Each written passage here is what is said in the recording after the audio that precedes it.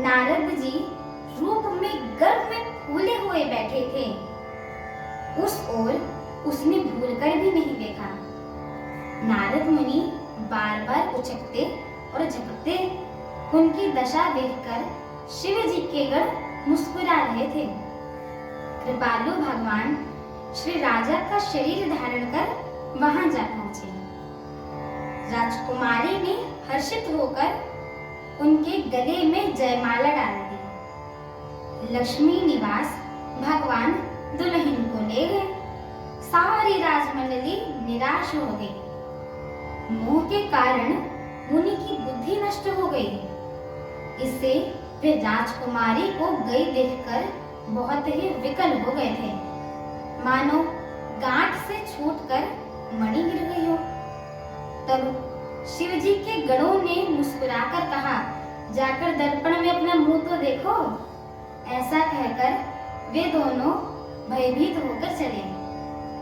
मुनि ने जल में झांककर अपना मुंह देखा।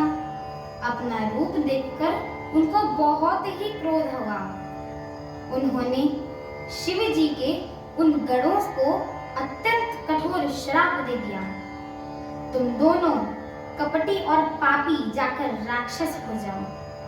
तुमने मेरी हंसी की है, उसका फल चखो। अब फिर किसी मनुष्य की अर्थात किसी मुनि की हंसी मत करना। मुनि ने फिर जल में देखा तो अपना असली रूप प्राप्त हो गया। तब भी उन्हें संतोष नहीं हुआ। उनके ओठ फड़क रहे थे और मन में क्रोध भरा हुआ था। तुरंत ही वे भगवान कमलापति के पास चले। मन में सोचते हुए जा रहे थे जाकर या तो श्राप दूंगा या तो प्राण छोड़ दूंगा। उन्होंने जगत में मेरी हंसी कराई है। दैत्यों के शत्रु भगवान हरि उन्हें रास्ते में ही मिल गए। साथ में लक्ष्मी जी और वो राजकुमारी भी थी।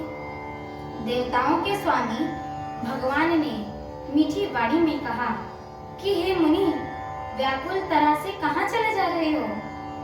ये शब्द सुनते ही नारद जी को बड़ा क्रोध आया। माया के वशीभूत होने के कारण मन में चेत नहीं कर रहे।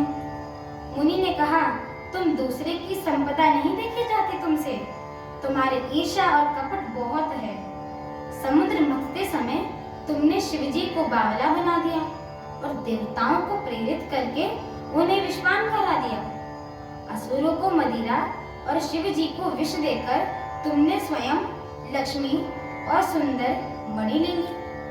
तुम बड़े धोखेबाज और मतलबी हो, सदा कपट का व्यवहार करते हो। मेरी आगे की कथा सुनने के लिए मेरे चैनल को लाइक, शेयर, सब्सक्राइब एवं कमेंट अवश्य करें। बोलिए श्याम रामचंद्र की जय हो। माता जानकी की जय हो। पवन सुत हनुमान की जय हो। जय श्री राम।